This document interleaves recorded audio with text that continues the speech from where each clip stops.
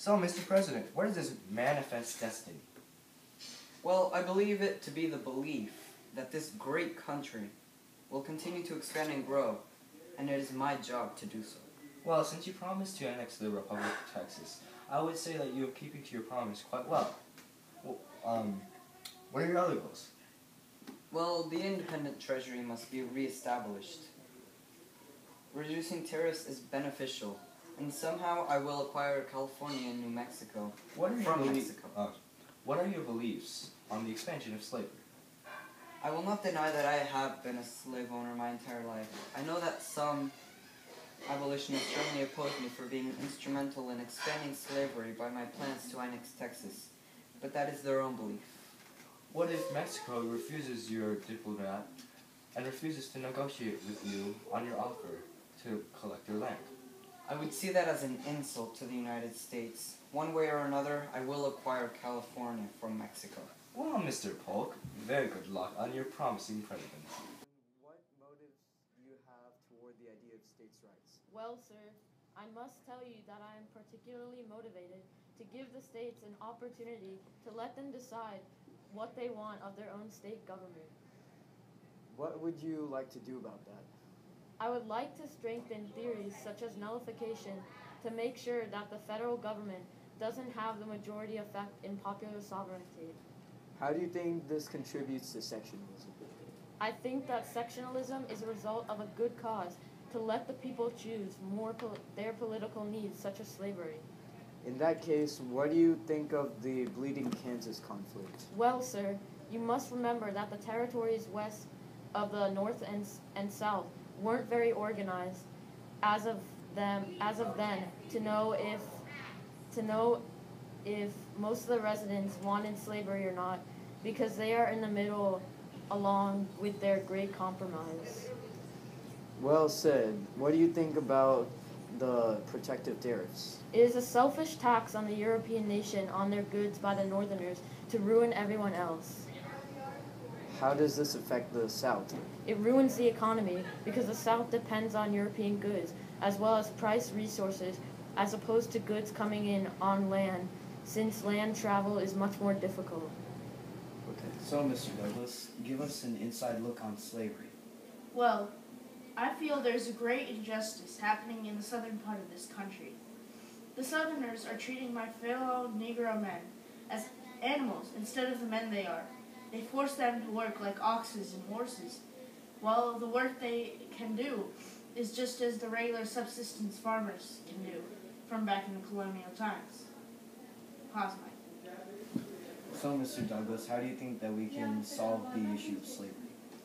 Well, I believe that slavery can really only be resolved through war, because we have been through many compromises, such as the Missouri Compromise, the Compromise of 1850, and other such compromises. But they've only led to things such as Bleeding Kansas, in which people from the North and people from the South have been killing each other for the right of slavery or not in that state.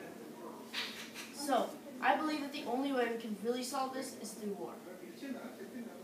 So, Mr. Douglas, say all the slaves were free.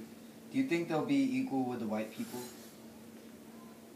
I would hope that they would be, but the kind of attitudes that the current Americans have, they won't really ever, the Southerners basically, won't ever really accept the Negro for the people that they are. The Northerners, after a while, will of course accept them because of their kindness of their hearts for already abolishing slavery up here. And down there, it will take a lot of convincing. But I believe after at least 50 to 60 years, the South will learn to accept the Negro for who they are. But So, Carrie Nation, what was your reasoning for all of these acts? I believe that everything I did was for a good cause, and I do not look back on what I did. Why did you attack a bar with a hatchet? I did it because I felt that bars are evil for men, and the men are taking their drunken selves out on us women by hitting us and abusing us. It is simply immoral, and I believe that I did the complete right thing. What is your solution to all of these alcohol problems? I plan to keep going around campaigning the troubles of drinking and hopefully can get people to switch to a different drink, abolishing alcohol altogether. You done? Yeah. Okay. So tell us, sir, why are all these immigrants flocking to California? Well, when the gold was discovered at Sutter's Mill, we all came here to make a fortune. So, have you found any gold? No, no one has had so much luck. But we are still poor, but undaunted nevertheless. One last question. What do you think of California becoming a state? Should it be slave, accepting, or free? Us Californians are based on luck and hard work. We're not lazy to make someone else do our work. It's a question of morality. California will be a free land. So, General, why has the United States waged war against Mexico? Those Mexicans have refused all offers of peaceful negotiations and have spilled American blood on American soil. So then, General, what should be their, say, surrender terms in your opinion? We should receive about 1/3 of their land in return for about $15 million. Well, that sounds like a generous deal. And so, to conclude, what are your plans to win this war? We should capture the capital and make them surrender. Forceful surrender? Yes. Okay, thank you, General. Cut. So, sir, could you bring us into a brief royal feelings of the American Indians caused by the Trail of Tears by our landslide elected President Jackson? Well, the removal was very socially depriving and emotionally weakening, as well as physically unbearable even during the trail itself. What sort of problems were there after the move? Many of our elders died of having to sleep on the bare ground and not waking up the next morning due to animal-like treatment from the fair-skinned ones. Few of us slept in the wagons. Most of the pain was suffered by the women and children not fit for such a journey. Thank you, thank you.